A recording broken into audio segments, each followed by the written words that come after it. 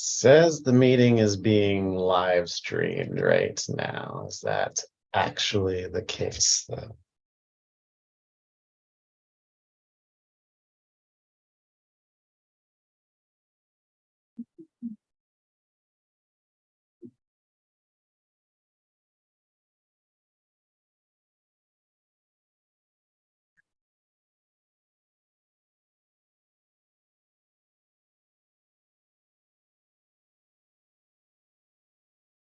Hmm.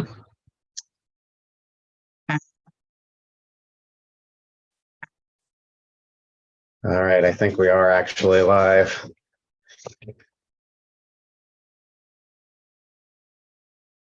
Not showing up on Facebook yet, but hopefully at some point here. How are you guys doing today?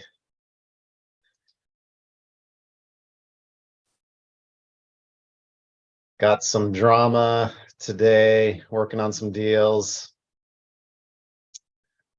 This is the second week in a row now where a buyer has been disappointed because they were taking a little bit too long to pull the trigger. And by the time they decided to go ahead and pull the trigger on a deal, it's been sold already. And so we're starting to see this again where the cash offers, wholesale deals are starting to get more competitive like they were at this point, maybe a year or so ago. So 2 weeks in a row now where we've had buyers that have been disappointed because they were very close to wanting to see the assignment, get it sent over, and then by the time they asked for it, the deal was already gone. So unfortunately, with those buyers, they weren't able to get in unless the current buyer that stepped in isn't able to pull through. So anyway, this is just something to keep in mind when you are talking to your buyers. You definitely want to make sure there's a sense of urgency there, that they know that these deals are just not available indefinitely.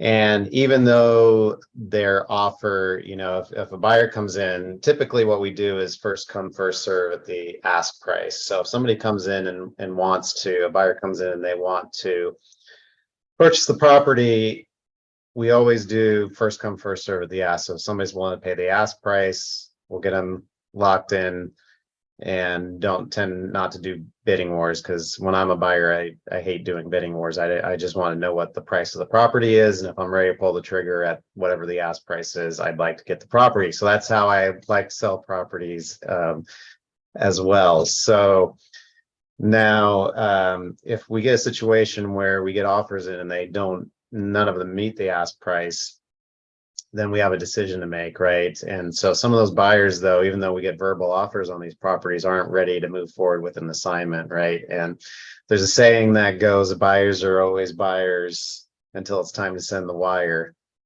And until you get earnest money in, you don't necessarily know who's an actual buyer and who's not. Hey, Marcos, what's going on? What's the drama?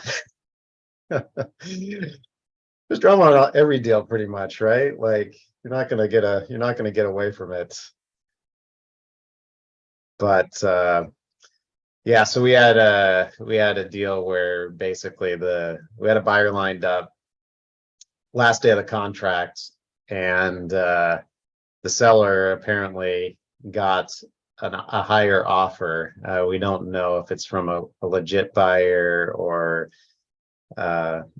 it's another wholesaler just throwing the seller a higher number than we were able to give them. But anyway, we had a buyer lined up.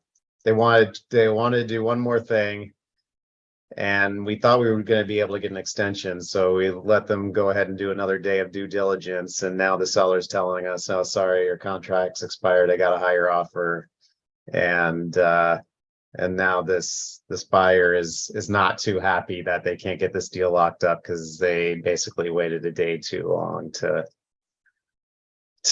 pull the trigger. So so yeah, are having to deal with that now. So anyway, we'll see if this other buyer actually materializes or not. But so anyway, yeah, so we tend to do first come, first serve the ask price. But then if we get offers below that and none of them meet the ask price, then we have a decision to make, and it's basically whoever's going to really perform and actually put their money in, to deposit their earnest money into escrow. We don't want verbal offers and then people drag their feet on either signing the assignment, or they'll sign the assignment and then drag their feet on putting the earnest money in. Just dealt with that way too many times. People want to sign the assignment as a way of basically trying to get a free inspection period while they push off sending their earnest money into title, because they figure, oh, well, you can't sell a deal to somebody else. If I've signed the assignment, it says I've got 24 hours to put up earnest money, I can get basically a free 24-hour inspection period in there to see if I actually want this thing or not. So yeah, we've had that happen a number of times where buyers will sign the assignments and then not actually put up earnest money. So you got to be super careful with these buyers, and definitely people that we've worked with in the past, are always going to have preference, even if it's potentially a lower offer than we're getting from somebody else who we haven't worked with before, or who we have worked with before but has been difficult to work with. It all comes down to people doing what they say they're going to do. And if we can't even, like, it starts with even just showing up to a showing. If a buyer says that they're gonna, they want to see the property, we go send somebody out there to show it to them, and then the buyer doesn't show up at it and doesn't give us any sort of heads up that they weren't going to be there. That's where it starts. Is like, okay, if you can't even show up to a showing, how do we know, like, on a subsequent deal, when you say you want it and you're gonna put up earnest money, that's actually gonna happen? And I don't know if anybody else out there's had this issue as well, but it seems like, especially, I don't know, over the last 4 to 6 months, maybe, we have just had so many buyers that just don't show up to, they say they want to see a property. We set up a time to send somebody out there, if it's a property that we don't have a lockbox on, send somebody out there to go show it, and the buyer doesn't show up, and no heads up saying, hey, sorry about, hey, I'm not gonna be able to make it today, whatever. They just don't show up. So I don't know what it is about thinking that our time isn't as valuable, and or I got busy, and so I don't need to let you know that I wasn't able to make it, sort of thing. So anyway, that's a bit of a rant on some of the struggles that we have with our buyers. So I'd be curious if anybody else, what other struggles people have with their buyers, and what do they do to try to get around that? I mean, with this showing thing, it's gotten to the point where I'm debating, do we charge a $50 or $100 deposit if somebody wants to see a property, and then they get it back if they actually show up, see it, or if they give us a heads up that they're not going to be there, right? Because I don't know, last weekend we had 2 instances, 2 days in a row, 2 different buyers want to see something and then just completely ghosted us when somebody went out there to meet it. So it's been a bit frustrating, for sure. So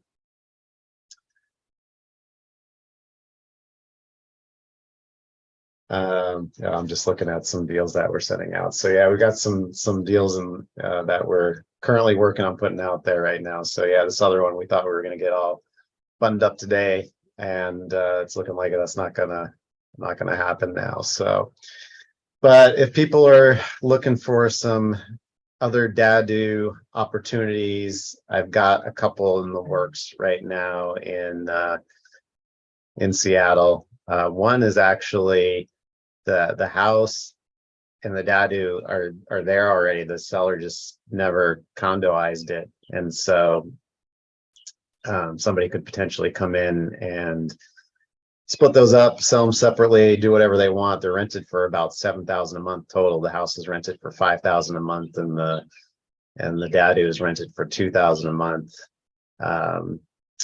to traveling nurses. So it's got some pretty good income there. The pricing is pretty near retail, but they just did a To the Studs remodel on it a few years back, and on the house itself, and then the dadu has been built in maybe the last 7 years or so. So somebody's looking for a turnkey property, and you want to potentially do the work to turn that into condos, so you could potentially sell it off. I'm working on that right now. It's in Georgetown. And then I've got another one in Seattle that is going to be a bit higher end neighborhood. It's a tear down on a 10,000 square foot lot. And so potentially you could subdivide that and put a couple houses and a couple dadus there. Pricing on that's going to be a little bit more expensive, but the ARVs are definitely there to support it if you're looking for a bigger project.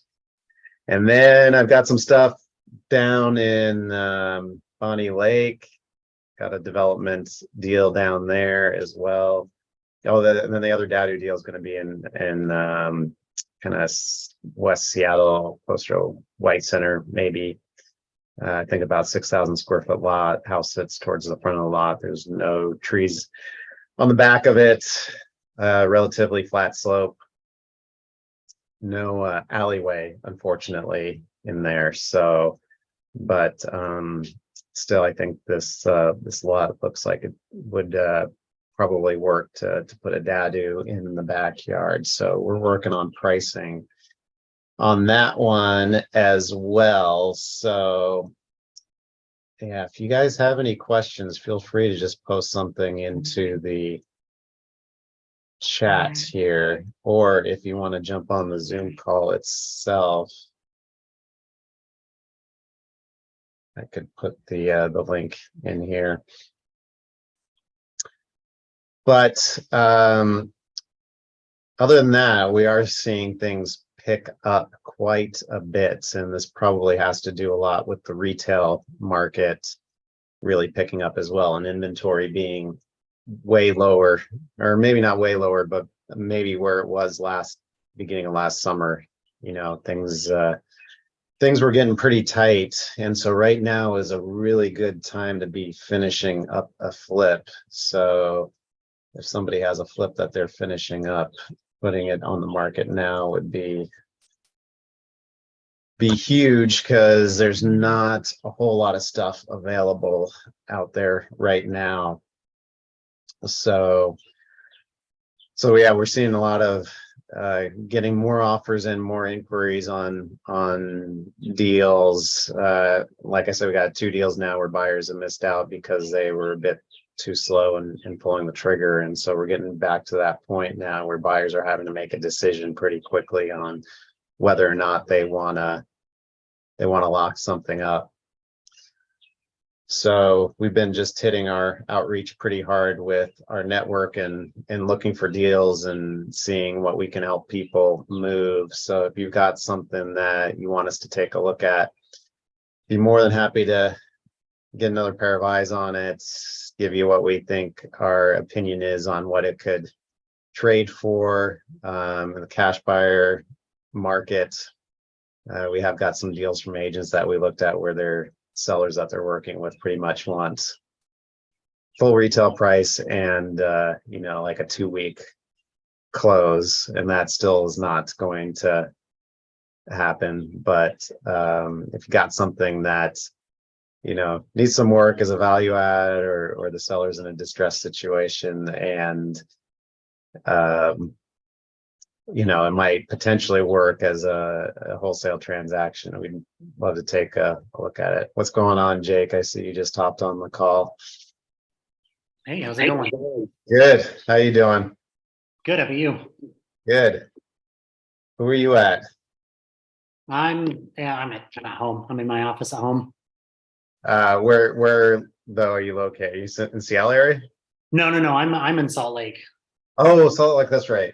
Yeah, I'm in Salt Lake. I'll be moving hopefully soon to Washington. Yeah. Yeah, that's right. You're gonna continue wholesaling down there though, right? Yeah, yeah. So how have things been going down there? A little bit harder. Interest rates rose. I noticed I think Friday.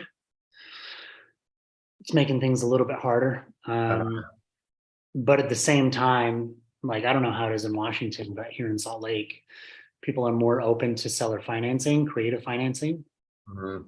And so I'm just pushing more towards that rather than the typical wholesale pay cash, more of like a creative financing type of start now to it. Yeah. Yeah, it's hard here in the Seattle area. So further outside Seattle, like those kind of deals seem to work because the prices are a bit lower. But I was talking to an agent who has a low equity deal that they weren't able to sell on market because they just can't. They bought it at the peak and they don't have a ton of equity there now. And so I was looking at the sub 2 route, and it's like it doesn't make any sense. It's like their mortgage payment's 4,300 a month, and the rent in that area is maybe 2,800 a month. It just doesn't make sense at all. Yeah, and even as a short-term rental, maybe it could bring in 4,000 a month, as like an Airbnb or traveling nurse thing. But they're going to take a loss no matter what.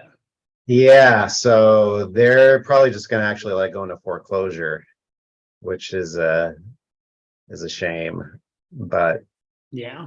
so yeah, I don't know, like what do the cash flow numbers look like in Salt Lake City though? Do these deals work there?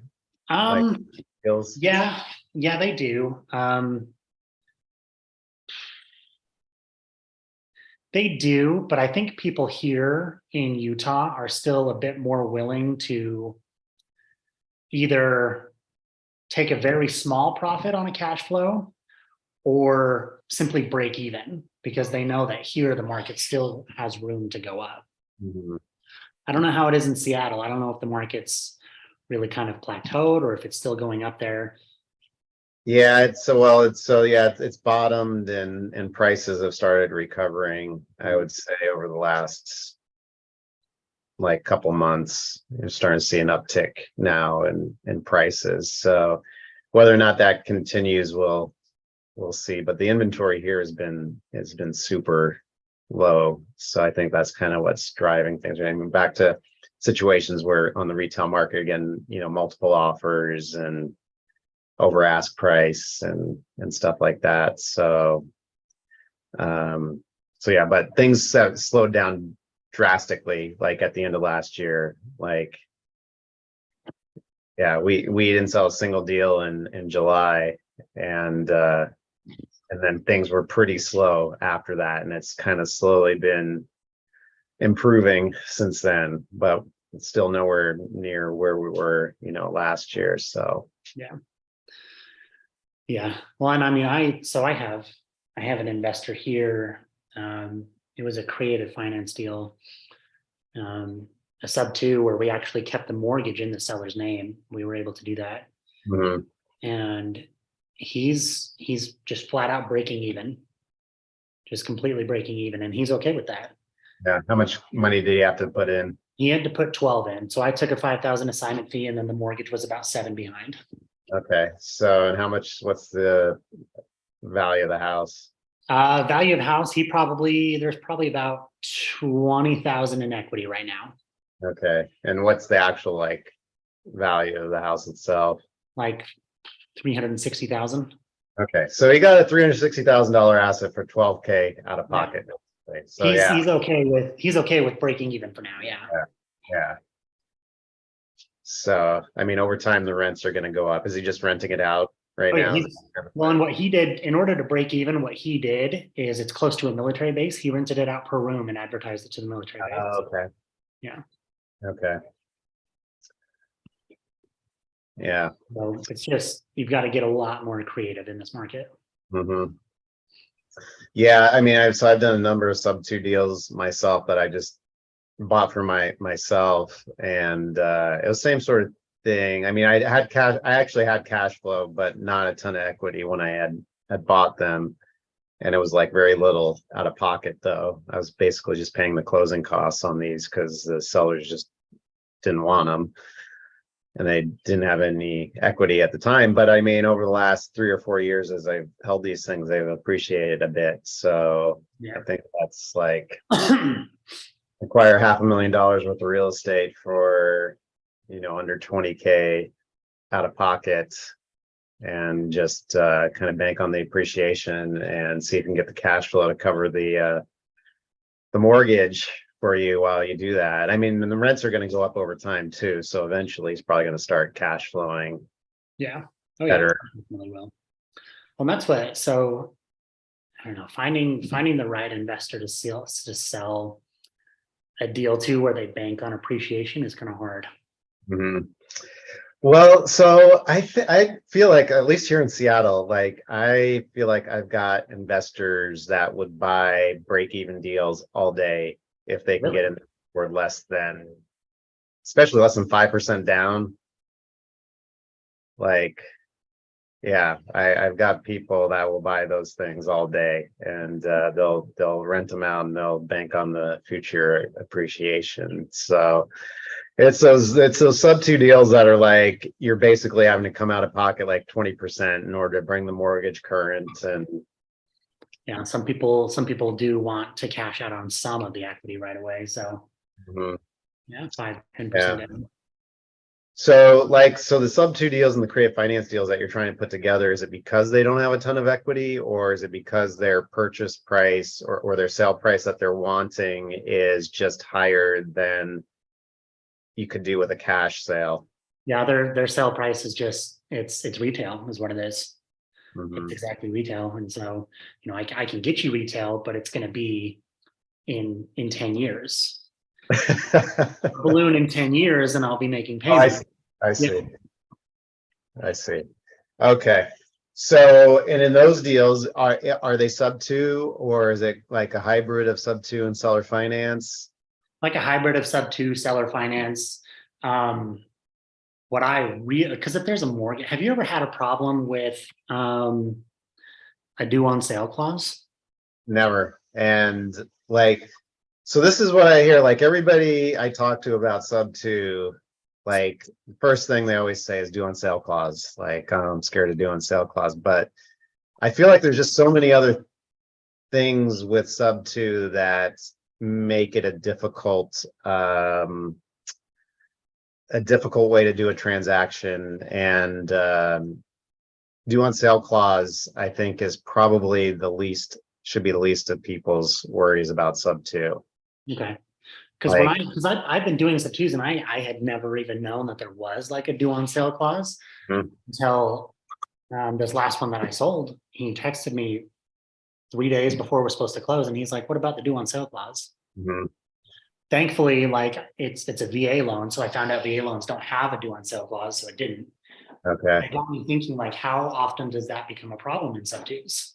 Yeah, almost never. So when I first started doing sub two, I had signed up for Grant Kemp's mentorship group, and he was a big sub two guy before Pace Morby, was doing it.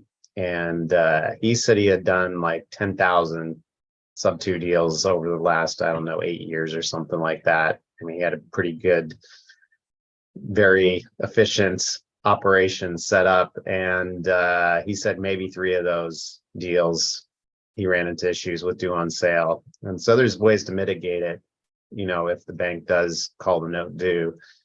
But that's like everybody's biggest fear about sub two, and in reality it almost never happens. The biggest issue I have with sub two is like insurance has just been a pain in the ass to deal with, just because you have to get everything just right on the insurance policy in order for the original lender to be okay with it. And so I've just run into issues where like the lender didn't like something with the insurance and they never said anything, and they ended up just putting forced place insurance on, and I get my next escrow statement and I'm like, what the hell is this $2,500 charge on here? and call them up and they're like, oh, well, you don't have insurance in place. I say, I do. I just sent, the insurance agent sent the evidence of insurance over, like everything should be good. And so they no, turned out like they left it's very, I mean, explain it and it seems like it's simple, but making sure everybody's like on the same page on what needs to go on the insurance policy, it's complicated. Yeah. And explaining to them why does this person who, first of all, who is this person, trying to explain to the, because I resold some of these on owner finance wraps, right? Okay. And that makes it even more complicated because now there's somebody else that actually holds title to the property. I'm a mortgagee. And then you got the original lender who was like Wells Fargo on this deal. So yeah, with sub two, there's like a lot of moving parts with it. But I remember my very first sub two deal. I thought everybody just kind of knew what it was, even title companies. And so when I had to explain every day for like a week how it's going to happen to the title company, I was like, oh, maybe this isn't like an easy thing. yeah, that's a lot more complicated than I thought it would be. So I found a title company who's done it numerous times. Yes, that's super important. Yeah, I feel like the title company should be telling me like things I should be watching out for on this deal, right? Yeah. The other way around. Not me telling the title company what to do and how to do it and how to prepare. Yes, because yeah, the title company I was working with, like they specialized in doing like these creative finance deals. So they're like, okay, you're going to need, a limited power of attorney. You're going to need, to get the authorization from the lender. And they set up a trust. So they set up a trust as a way to kind of obfuscate who actually holds title to this property. So which makes it less likely that the due on sale clause gets invoked by the lender. So if you put it into a trust, then change who the trustee is of the property, that putting the property in the trust, gets recorded with the county. So like anybody could go and see who owns this property and it's a trust, but changing the trustee isn't something that actually gets recorded anywhere. So you can't necessarily go and see who is the beneficiary or trustee of the trust. So yeah. It's less likely to trigger a due on sale clause. Right. Yeah. What's going on, Gigi?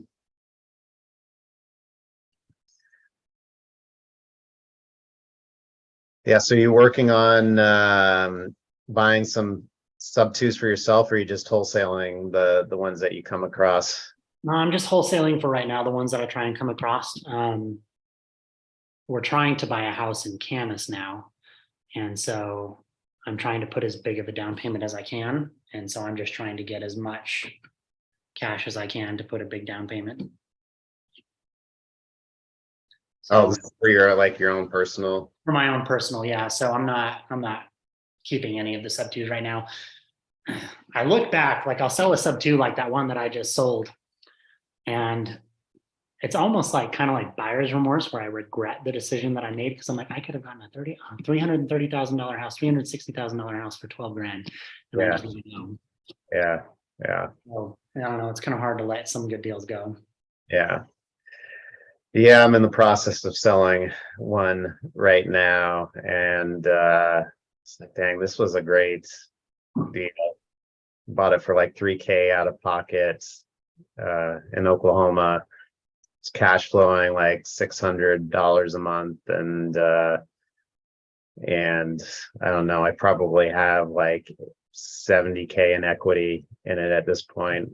So, but these things are just a pain in the ass, and it's like taking up a lot of my time just doing these single family houses. I'd rather own a 15-unit building than 15 individual houses. Got like 15 insurance policies, like 45 utility accounts, like yeah. So. Oh, I wanted to actually ask you, have you ever hit up like a probate list or gone down the hole of probate leads, and how have they worked out for you? So I've tried pre-probate list off of PropStream. I don't know if you use PropStream at all for pulling lists. I have a PropStream account. I've just noticed that so many PropStream lists are so saturated that I kind of don't use it. Yeah, that was kind of my experience too. But probably the best one I had tried at that point was they have a pre-probate list on there. And I did get a couple of deals off of that when I had a cold caller working for me. I don't know what pre-probate means. That's what I was going to ask. What is pre-probate? Yeah, I don't know. They must be hooked into some sort of, I don't know if it's like if death certificate gets filed with the county or something like that, they're able to pull those names and cross-reference them with an address or something before it actually goes to probate, or yeah, I don't know. On the deals I did, it was like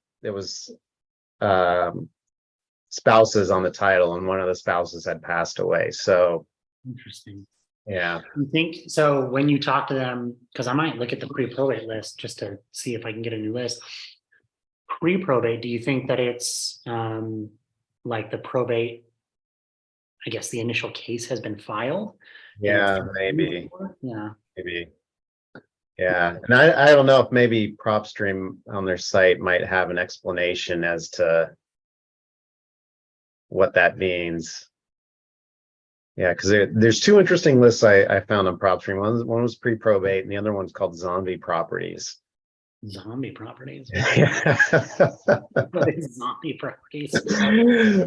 So zombie properties were properties that were like supposedly like scheduled to go to foreclosure auction or something like that, or bank was supposed to like get the property back, but the title never changed over. Like it's still in the original owner's name. And so I guess the theory is like, okay, for whatever reason, the auction either got postponed or delayed or something. And so the sellers who were in some sort of distressed situation at that point in time now have some more time to try to figure out what to do with this property, right? And so that list tends to be, from when I was doing cold calling a couple of years ago. It's been a couple of years now since I've pulled lists from PropStream to do this, but that was another list that I was getting some decent leads off of, although that list tended to be quite a bit smaller than the pre-probate list. Interesting. I wonder how PropStream is pulling this up. Yeah, but I mean, I've talked to a lot of wholesalers who, and this is the thing I'm trying to figure out, a lot of wholesalers are cold calling right now, and a lot of them using PropStream to pull lists. And so when I'm talking to people, I'm like, well, what are you doing that's gonna make you stand out from everybody else that's hitting the same people up? You know, it's just gonna be luck, basically, and maybe follow up is gonna be a pretty big key as well. Yeah, definitely. Yeah, follow-up's a huge thing, but if you're cold calling saturated lists, it all comes down to just luck. Yes, yeah. But I think that's kind of the name of this game anyway. It's just luck. Like, you got to be in the right place. You got to be putting yourself out there consistently. So when somebody is ready to make a decision, like they think of you, or you just happen to be there when they do make their decision, right? You're the last person that they call. Either you're the last person that I called them before they're ready to pull the trigger and make that decision, or you followed up with them enough times where they're familiar with you, and then they reach back out to you, right, when they're ready to make their decisions. So Right place, right time. Build that rapport on the first call. yeah, exactly. So I see Giselle, is that your name? Am I saying that right? Jumped on the Zoom call. Yes, hi. I'm Gigi on Facebook. How are you? Oh, you're Gigi. Okay. Yes, that's You have a different Gigi's last my name. You have a different last yeah. name on Facebook than on Zoom here. Yeah, I actually got off social media for like 6 months, and so got back on for business purposes and created Gigi's my childhood nickname and my mother's last name, Castilla. So, yeah, but I'm just so, yeah, this is the first time I'm able to hop on. So I'm glad to be listening into the conversation. Yeah, how's it been going? I've seen you on Facebook a bit. It Yeah. looks like you're doing stuff. Yeah, I just got licensed. So I'm Oh, a cool. real estate agent and I'm looking to connect with investors, deals. I've tried calling your guy. I forgot his name right now. He's on the email when you send out the properties. I forgot Oh, his name right now. Luis? Luis. Yes, Yeah. yes, yes, yes. Yeah, we missed each other. So yeah, I'd love to hear more because I know you guys work with wholesalers, with agents, and I'd love to understand like how that relationship works with you guys.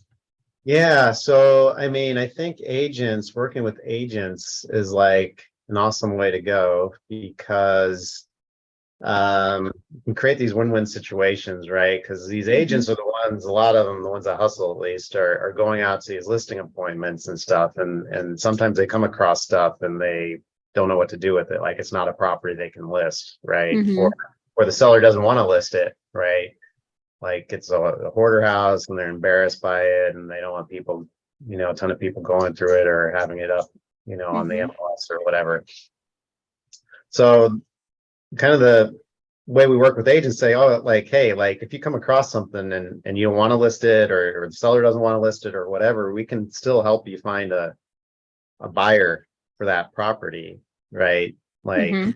and you can still earn a commission on that. So this is a deal that you would have otherwise passed on, right? Because you can't list Right. it. This is the thing too, is educating the agents, because a lot of them, especially the ones that just do retail, just have a very, very fixed mindset about what they can do with the property when they go to a listing appointment, right? Mhm.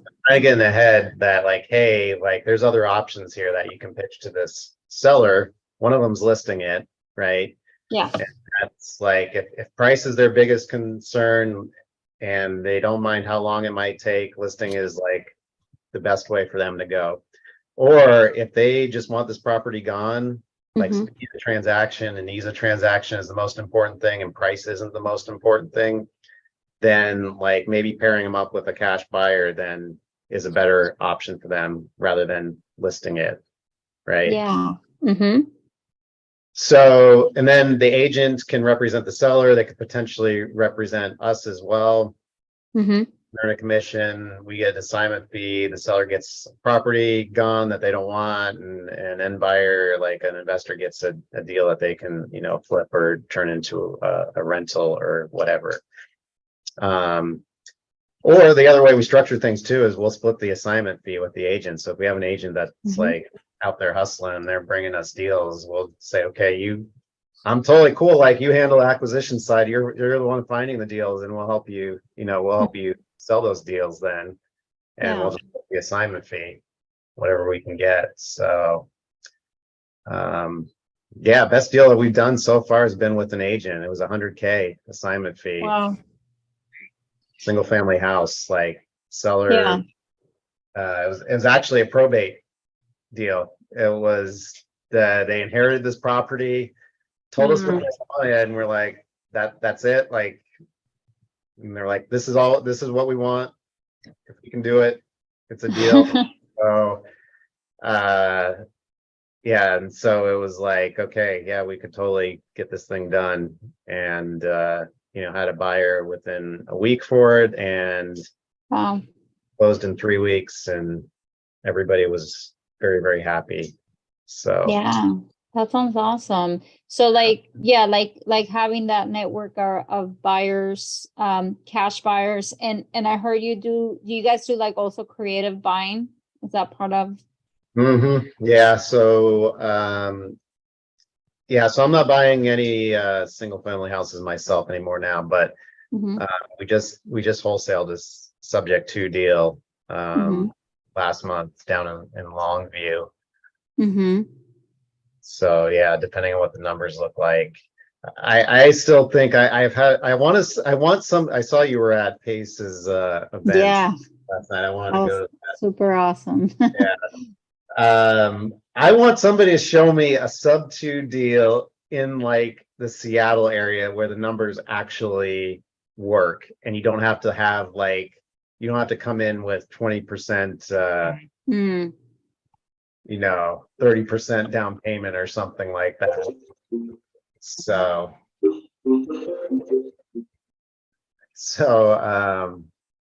because everything I've seen, like I was even looking at like a 12 unit sub 2 deal in Burien, and the numbers on there, I thought for sure, okay, this has got to work. 12 units has got a cash flow, right? yeah. And it didn't. Oh, wow. So yeah. So yeah, it's kind of crazy. I think the further outside of Seattle you get, like, then the numbers might make sense. But I still want, I would love for somebody to show Yeah, me a to deal. find one in Seattle. And So you said you're not buying single family, so like you mean you personally or like your team? yeah, me personally, at least for rentals, Okay. yeah. I'm just finding it to be a it's taken up a lot of my time, so I'm basically trying to consolidate, and I'd rather buy one larger property than Yeah. a bunch of smaller ones. So, but Yeah. something happened to fall in my lap, and it was like a screaming deal. I might not pass on that. So Yeah. Are you doing, so you're looking at multifamily, like apartment building? family, yeah, I'm looking at self-storage. Mm-hmm. Well, so I bought a fourplex in Atlanta a couple months ago, so I'm working on burring that. And Nice. So out of state, right? yeah, so I own a bunch of properties in Oklahoma and some in Indiana also. So, because the cash flow here isn't, I own a couple of properties here in Washington as well, and the cash flow, this is a trade-off. Like in Washington, like the appreciation has been crazy, the last Mm-hmm. 5 years, but the cash flow hasn't been great. But then like in Oklahoma and Indiana, the appreciation's been okay, but the cash flow has been crazy. So I gotta like pick what it is that you want. Is it Yeah. is it cash flow that's more important to you, or is it appreciation that's the more important thing? Right. Yeah. Or both, I guess, if available. Yeah, I mean, Indy has been a decent combination of appreciation and cash flow, but still nothing like here. Like, Yeah. so Are yeah, you looking in Florida at all, Rob? I haven't, but if a deal came across my desk, I would be open to it for sure. Yeah. Yeah, Yeah. because I'm looking there for a buyer, but he's still in single family. So he's still looking at single family right now, but I know that there's people buying multifamily there as well. Yeah. So you have a retail buyer or a cash buyer that you're looking? He's a cash buyer. Yeah, Okay. he's a cash buyer. Have you done any deals in Florida? No, Okay. I'm new agent, so I'm new in the industry. So I've been networking since January, meeting people, studying, and then now I'm building connections with sorry, my voice, with agents over there. Mhm. So like starting to look for deals there, just because I know he's looking for deals there, right?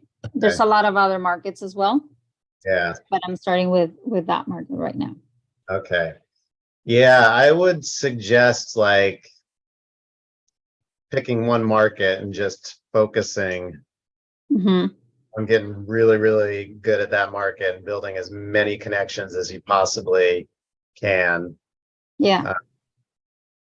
Because I found this early on too. I was like looking at a bunch of different markets and not really getting any traction in any of them.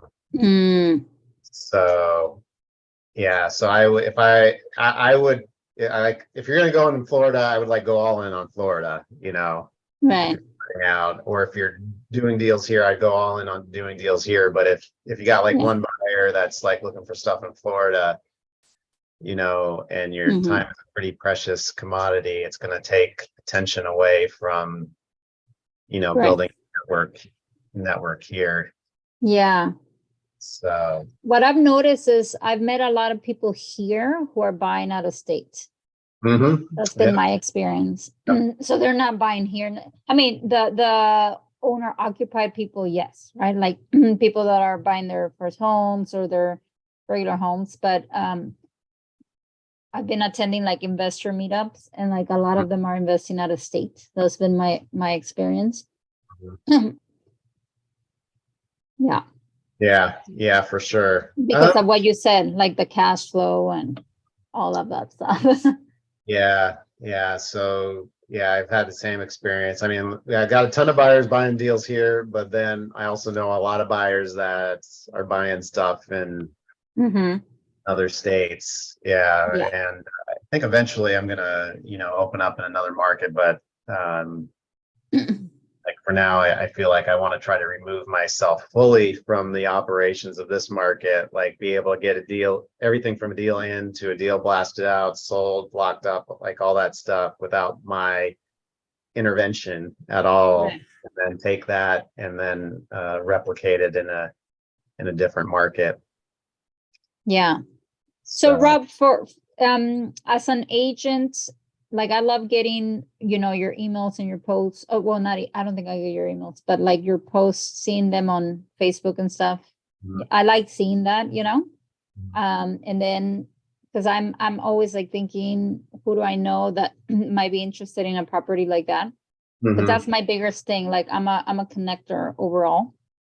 And so say for example, I do have a buyer for a specific deal that you have, right? Like it's not me, I'm not the buyer, but I do have somebody. Do you guys work out deals like that as well? Oh yeah. We love to work with agents on deals. Like agents bring us buyers all the time. So it's just going to depend on the particular deal, because Mhm. obviously we'd want you to get paid, right? Yeah. On the deal. So, but it's just going to depend on the deal and how much room we have on it, whether or not there's enough room there to split the assignment fee, or if you would have to send it to your buyer at a higher price to add your commission there, right? Because if it's something like, if it's a super skinny deal, if it's like a 5K deal or a 10K deal, there's not going to be a ton of room there to, Right.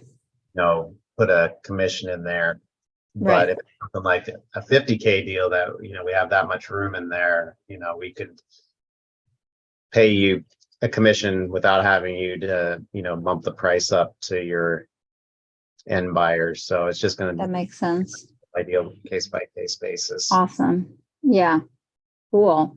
And so if we see one of your deals pop up on social media and we have a potential buyer, will you prefer, like, will you say like reach out to Luis about it, or like send the info to the buyer, or like what's Yeah, I'd say reach out to Luis first and see how we want to handle the commission on it.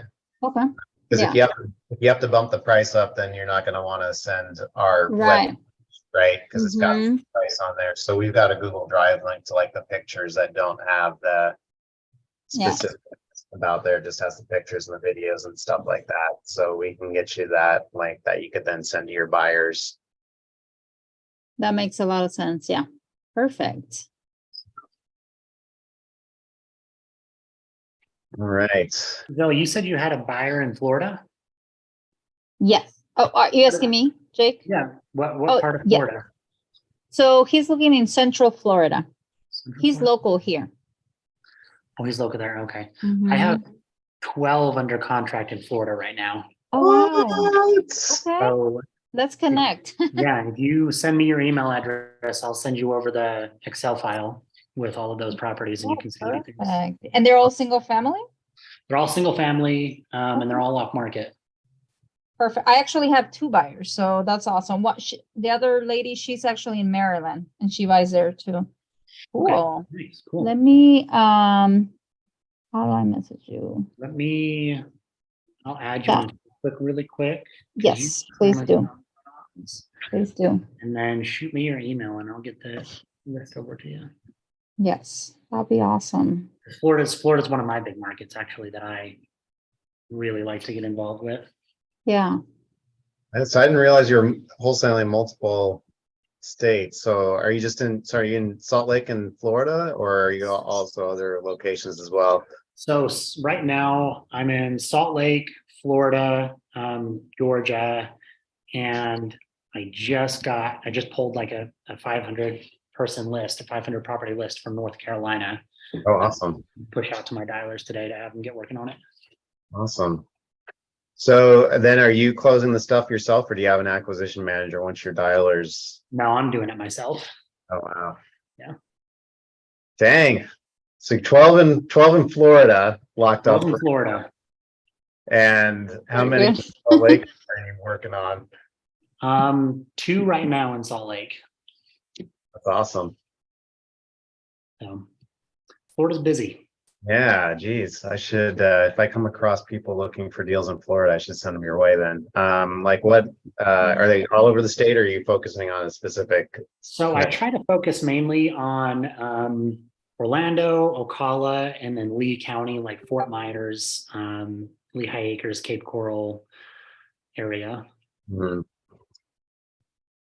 Okay. I mean, I have stuff in Jacksonville as well, Port Orange, Palm Bay, Bellevue, Orlando. Yeah. You're everywhere in Orlando. Yeah. One of the buyers I have, he's looking in central Orlando area, Tampa, Lakeland, and then the other lady, she's looking in I think she said Jacksonville, one of them in Orlando. Oh yeah, I have one in Lakeland too. Yeah. Nice. Oh, that's perfect. Cool. Yeah. Shoot I me know your what- email and I'll get that over to you. Yeah, so you guys could either connect on Facebook, or if you want to drop your, I think the chat is gonna disappear as soon as we get off the call here. Oh, yes. Okay. Right. I think Jay, you connected me. Okay, I see you. I see you here on Facebook. Yep. Perfect. Okay, I'll message you there. Yeah, this was great, Rob. This is pretty cool. It's very relaxed, Yeah, conversation. I'm glad you were able to make it on the call. I've seen you on Facebook quite a bit. So Yes. Yeah, I'm very active and I'm like all about connecting, collaborating. I don't want to do anything on my own. I rather work with people. all about I think that's the best, Yeah. Do you have any luck getting people to call with you? I know you were trying to It's interesting. I created I created an accountability group just so we can call our own leads, right? But like together. I think about 10 people responded, but only like one of them joins. But that's typical human nature, right? I think. Yeah, I see that. I see that. Life gets in the way. But I think I'm gonna keep promoting it either way because it's about being consistent, right? So if you're like right now as a newly licensed agent, I'm reaching out to people that I know as well, like in my sphere of influence, people that I know. And yeah, it takes time, right? Because every day making calls, right? Sometimes you don't reach everyone, but if you're consistent, then things do start moving. Exactly. I think that's the main thing. Even if you can only call an hour that day, at least you're calling that day. Yep, I totally agree with that. 100%. It's all about being consistent, and even when it seems like it's not working, right?